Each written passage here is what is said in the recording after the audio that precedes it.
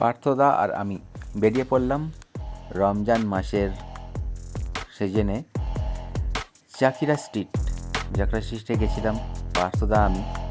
ওখানকার ইফতারের খাবার শুরু করে নানা রকম খাবারের পসরা ছিল।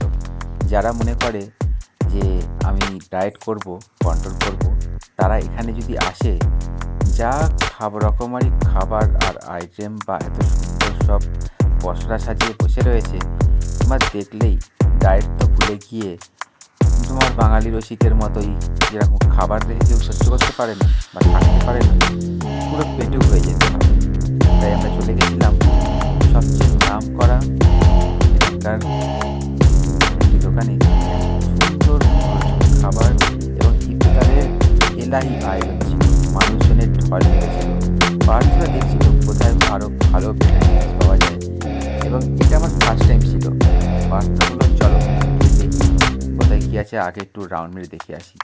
ওখানকার কাবাব ছিল অসাধারণ, এবং এত বড় বড় সব ছাঁকা তেলে পরোটা, না লুচি তো বললে ভুল হবে, পরোটাই ভাজছিল ছাঁকা তেলে, আর সেগুলোকে কেটে ছিঁড়ে ছিঁড়ে পিস পিস করে একটি মিষ্টির প্যাকেটে করে সবাই বিক্রি করছিল। তাই পার্থদাও নিয়ে নিল, যেটা আমরা টেস্ট করে দেখব।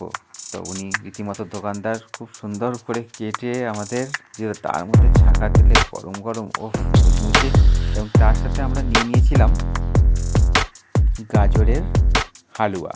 গাজর হালুয়ার সাথে পরোটা, খেতে অসাধারণ লাগলো, এবং পেমেন্টটি করে দিল। পাত্তা করে দিয়েই সঙ্গে সঙ্গে আমরা শুরু করেছিলাম খাওয়া। পাত্তা বলছিল নেওয়ার জন্য, একবার দেখে নাও কি সুন্দর খাবারটি।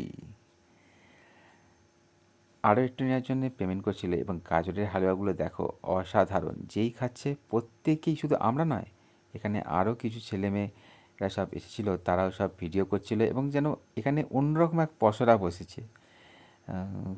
ফুড স্টল বললে ভালো হবে। আমরা একটুখানি ফটো তুলে নিলাম। পার্থদা হচ্ছে, আমি ভালোই খেলাম। তারপর খাওয়ার পর গালে টাপাস করে দিয়ে ব্যাস চললাম। দেখলাম মানুষজনের ঢল দেখো, মানুষজন এখানে, মানুষজনেরও পসরা বসেছে এবং খাবারেরও। আরও সবাই ছিল এখানে, অনেক লোকরা দেখলাম, ভিড় যেন দুর্গাপুজোকেও হার মানাবে, এতটাই ভিড় ছিল। এখানে খাবারের পসরা প্রচুর, এবং চিকেনের আইটেমগুলো তো দেখার মতো ছিল, পুরো ঝাঁক লেগেছিল। যেরকম গাছের ডালে সকালবেলার দিকে আমরা পাদু চামচিকে দেখতে পাই, সেরকম ঠিক ঝুলেছিল, ভর্তি হয়েছিল চিকেনের টেক পিসগুলো।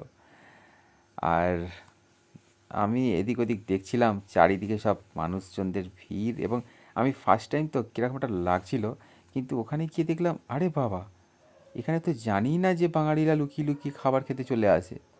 আমি তো এসে অবাক, যাকে বলে আই অ্যাম দ্য অবাক। দেখি এখানে খাবারের পসরা সাজিয়ে এরা বসেছে, কাবাব, নানা রকমের কাবাব, গ্রিন, সবুজ, লাল, নীল, কত রকমের কাবাব।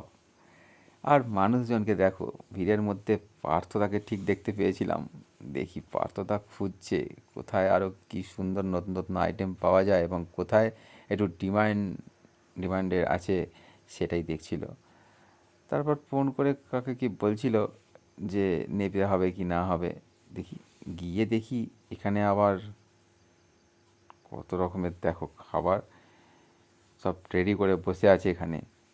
গিয়ে একবার চোখ বুলিয়ে নিয়ে আমি এদিক ওদিক দেখছি, আরে বাস, আমার তো মাথা পুরো ঘুরিয়ে গেছে এখানকার খাবারের পসরা দেখে। এবং সবচেয়ে অবাক হয়ে গেছি যে রমজানের মাসে মুসলিম ভাইরা আমাদের, তারা তো রয়েছে, তার সাথে সাথে আমাদের বাঙালি বাবুরাও কেউ বাদ যায় না। স্টুডেন্ট থেকে শুরু করে আপ টু সিনিয়র থেকে জুনিয়র, মিডিয়াম থেকে মেজো, বড়, ছোট, নানা নানা সবাই চলে এখানে হাজির খাবার খেতে। তারাও খাচ্ছিল বেশ, আমরাও কেন বাদ যাই। এই ফার্স্ট টাইম হঠাৎ করে আমাদের হুজুগ উঠেছিল যে আমরা যাবো জাকিরা স্ট্রিটে। পার্থ বললো দু একদিন পরে যাব, দেখি তোমার সময় হয় কখন। তারপরে হঠাৎ গিয়ে দেখি ভিড়ের মধ্যে হারিয়ে গেছি, এতটাই ভিড় হয়েছিল। তোমরা দেখেই বুঝতে পারছো কী পরিস্থিতি, এখানে মানুষজনের ঢল নেমেছে। এখানে কিন্তু কোনো কিছু কেনাকাটির জন্য নয়, শুধু খাবার। দই, দইয়ের হাঁড়ি অলরেডি পুরো ফাঁকা। ফাঁকা হয়ে বসে কাকু অবাক হয়ে দেখছে। পার্থদা তো ভাবছে কী খাই, কোনটা দিয়ে শুরু করা যায়। তো একবার রেড চার্টটা দেখছিল পার্থবাবু, রেড চার্ট দেখে নিল। দেখে নেওয়ার পরে বললো দাঁড়াও চলো একটু ঘুরে আসি। তো পার্থবাবু যেখানে খাওয়ার ট্রাই করতে বলেছিল, কিন্তু সেখানে এত ভিড়, অলরেডি লোক চেয়ার পেছনে করে নিয়ে বসেই ছিল। সেই জন্য আর ভিড়ের মধ্যে ওখানে গিয়ে বললো না, অনেকটা সময় চলে যাবে। আর এখানে রায়তা, ফিরনি ফিরনি পুরো একদম ঝাঁকাঝাঁক খাবারের আইটেম। আর বারবার আমার চোখ চলে যাচ্ছিল টেংরির দিকে। টেংরি, আমি তাই বারবার ধরে দেখছিলাম। তারপর এখানে গিয়ে দেখি হালিম। হালিমটা শুনে কিরম একটা মনে হলো। তারপরে যখন পার্থদা অর্ডার দিল হালিমের, হালিম খেয়ে অফ। আমরা এখানে পার্থবাবু নিয়েছিল মাটন হালিম। তো আমার ইচ্ছা হলো বাড়িতে একদিন ট্রাই করে দেখব, কিন্তু সেটা তো পরের কথা। আগে তো খেয়ে দিয়ে পুরো একদম আমি হালিম খেয়ে কালিম ভাই হয়ে গেছি পুরো একদম। হালিম ভাইয়ের মতো হালিমটা খেয়ে নিয়ে সুন্দর করে হাত মুছে বেরিয়ে পড়লাম। এই দেখে না একবার, তোমাদের তো দেখাতেই হবে, দেখে না একবার হালিমের অবস্থা। ওরে বাপ রে বাপ! পার্থবাবু নাড়িয়ে টাড়িয়ে মালটাকে একদম সুন্দর করে গালে দিল। বেশ ভালোই তো, টেস্টি। আর একবার দেখি। তারপর আমি একটুখানি ভিডিও নিয়ে রাখলাম। তারপর আমিও চুমুক দিয়ে করে হালিমটা খেলাম। হালুম হালুম করে খেয়ে নিলাম হালিমটা। তারপরে আমরা চলে গেছিলাম রুটি দেখতে।